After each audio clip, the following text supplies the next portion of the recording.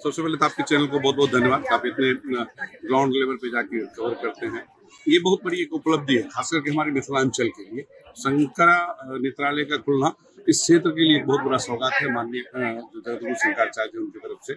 और हम लोग भी अस्पताल चलाते हैं करके, लेकिन हाँ, आज जो ये किए हैं श्रीनारायण फाउंडेशन और शंकराचार्य जी के द्वारा, तो एक वो देखिए तो ग्रॉस रूट लेवल पर जाकर हम देखते हैं कि बहुत सारे ऐसे गरीब लोग हैं जो आंख का इलाज करने के लिए धरान जाते थे या और भी कहीं कहीं जाते थे, तो उनको आर्थिक क्षति होती थी। लेकिन ये चूंकि वैश्विक स्तर का अस्पताल आज यहाँ खुला हुआ है, जैसा जगतगुरु शंकराचार्य महोदय ने बताया यहाँ पे, तो वो बहुत बड़ी उपलब्धि है, खास करके सहरसा वासी। देख रहे हैं केवल सच। सहरसा के पटवाहा में आज अत्याधुनिक सुविधाओं से सुसज्जित शंकरा नेत्र चिकित्सालय का भव्य उद्घाटन किया गया। शंकराचार्य श्री विजयेंद्र सरस्वती और केंद्रीय मंत्री गिरिराज सिंह की गरिमामयी उपस्थिति में आयोजित इस समारोह ने पूरे क्षेत्र को गौरवान्वित कर दिया।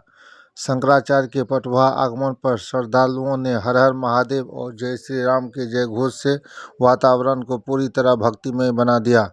यह आधुनिक नेत्रालय अब कोसी क्षेत्र के लोगों को किफ़ायती और उच्च स्तरीय नेत्र चिकित्सा सेवाएं प्रदान करेगा। यहाँ नेत्र जांच, मोतियाबिंद सर्जरी और बच्चों के लिए विशेष नेत्र उपचार जैसी सुविधाएं उपलब्ध रहेंगी। अब तक सहरसा, मधेपुरा और सुपौल समेत कोसी क्षेत्र के लोगों को बेहतर इलाज के लिए नेपाल के धरान और विराटनगर जाना पड़ता था, जिससे समय, दूरी और खर्च की काफ़ी परेशानी होती थी। ऐसे में इस अस्पताल का उद्घाटन क्षेत्रवासियों के लिए किसी राहत से कम नहीं है। यह नेत्रालय न केवल सहरसा बल्कि पूरे कोसी क्षेत्र के लाखों लोगों के लिए वरदान साबित होगा। यदि सेवाएं इसी तरह सुचारू रूप से जारी रहीं तो यह संस्थान पूर्वी बिहार में नेत्र चिकित्सा का प्रमुख केंद्र बन जाएगा। अस्पताल के निर्माण में REC लिमिटेड ने अपनी कॉरपोरेट सामाजिक जिम्मेदारी के तहत 11.5 करोड़ रुपये का योगदान किया। यह अस्पताल 80/20 मॉडल पर संचालित होगी, जिसमें 80% गरीब मरीजों का निःशुल्क इलाज किया जाएगा, जबकि 20% भुगतान करने वाले मरीजों से प्राप्त आय से इन सेवाओं को सहयोग मिलेगा। इसके अलावा देश विदेश के दानदाताओं और संस्थाओं का भी इसमें महत्वपूर्ण योगदान रहेगा।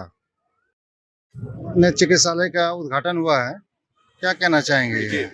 सबसे पहले तो आपके चैनल को बहुत बहुत धन्यवाद। आप इतने ग्राउंड लेवल पे जाके कवर करते हैं, ये बहुत बड़ी एक उपलब्धि है, खास करके हमारे मिथिलांचल के लिए। शंकरा नेत्रालय का खुलना इस क्षेत्र के लिए एक बहुत बड़ा सौगात है माननीय जगतगुरु शंकराचार्य जी उनकी तरफ से।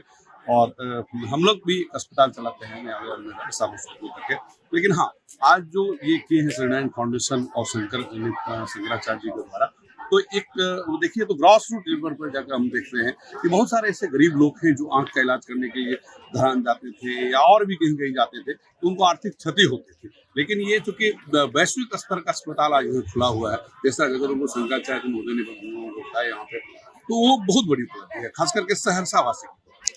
क्या लगता है लोग अब नेपाल जाना बंद कर देंगे कोसी क्षेत्र? हमको तो लगता है बंद कर देना चाहिए, और बंद इसलिए भी कर देना चाहिए कि जैसा आज बताया गया है कि यहाँ के जो माननीय ट्रस्टी या जो चेयरमैन RK सिंह जी और भी लोगों ने बताया कि जो मशीन है यहाँ पे बहुत उन्नत मशीन है। जब हमको वैश्विक स्तर का सुविधा मेरे घर में मिलेगा तो हम क्यों बाहर जाएंगे?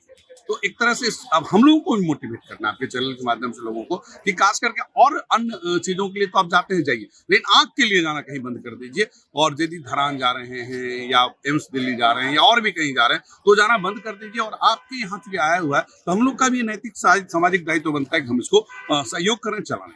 क्या नाम हुआ? मेरा नाम है डॉक्टर रमन शाह, मैं SR हॉस्पिटल सहरसा का निदेशक मंडल का एक सदस्य हूँ। हम लोग यहाँ पे डॉक्टर गौतम भाई के साथ मिलकर एक मल्टी स्पेशलिटी हॉस्पिटल तुरंत के शंकराचार्य आज यहाँ पर शंकरा नेत्र हॉस्पिटल का उद्घाटन कर रहे हैं, क्या कहेंगे सर? ये कहीं न कहीं संपूर्ण कोसीवासी के लिए जो कांचीपुरम पीठ के द्वारा जो यह हॉस्पिटल दिया गया है, निसंदेह हमारे इस क्षेत्र के लिए वरदान साबित होगा। और चूँकि हमारे इस क्षेत्र में आँख के एक बेहतर अस्पताल की आवश्यकता थी, और मैं तो कर रहा हूँ, मैं इसके इंतज़ार में मेरी माँ का आँख का एक परेशानी था जो हमने उनको 3 महीने पहले बोला था, क्योंकि मुझे जानकारी थी कि आँख खुल रही, क्योंकि बगल में ही मेरा eastern west teachers training college चलता है। मैंने माँ को बोला था कि अभी इंतज़ार करो, तुम्हारी आँख का इलाज शंकर आई हॉस्पिटल में ही कराऊँगा। सर क्या लगता है यहाँ कोसी क्षेत्र के लोग नेपाल चले जाते थे दिखाने के लिए? कुछ ज़रूरत नहीं है, अब वो सारी ज़रूरत ख़त्म हो गई। वो अब सारा चीज़ आपके सहरसा में ही अवेलेबल है। कोसी के क्षेत्रों के लिए एक अच्छा चीज़ हाँ निश्चित है, बहुत ही बेहतरीन चीज़, इसकी आवश्यकता थी यहाँ के लोगों के लिए। क्या नाम है सर? रजनीश रंजन। शंकर नेत्रालय का जो है उद्घाटन हुआ है, इससे कितना फायदा मिलेगा खासकर इस इलाके? देखिए, ये केवल सहरसा के लिए नहीं बल्कि पूरे मिथिलांचल और नेपाल के लोग यहाँ से इससे देखभाल उनका होगा और ये लोग यहाँ तक उनका सेवा होगा।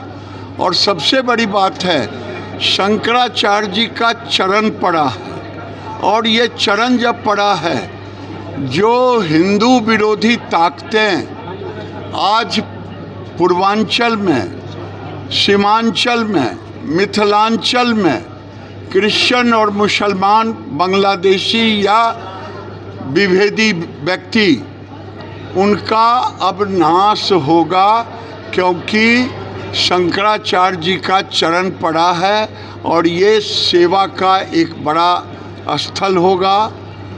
क्योंकि भारत के अंदर 60% लोगों को इससे प्रभावित हो जाते हैं एक एज आने पर, कैटरैक्ट से हो गए, गुलकामा से हो गए, अन्य भी।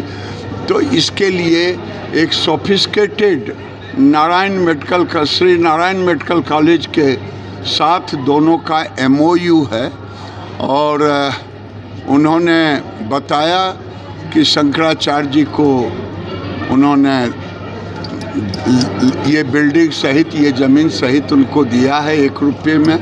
लेकिन शंकराचार्य जी खुद जाते समय घोषणा करेंगे कि मंडन मिश्र जी के जन्मस्थल पर भी वो कुछ न कुछ करने वाले हैं। सबसे ज़्यादा ज़रूरी है वेद पाठी का, वो करेंगे। और एक और खुलासा हुआ है कि जो श्री पंडित मंडन मिश्र जी जो बाद में सुरेशानंद जी बने, उनका परिवार कांचीपुरम में रहते हैं और जब भी शंकराचार्य जी बाहर से आते हैं वही परिवार उनका स्वागत करते हैं।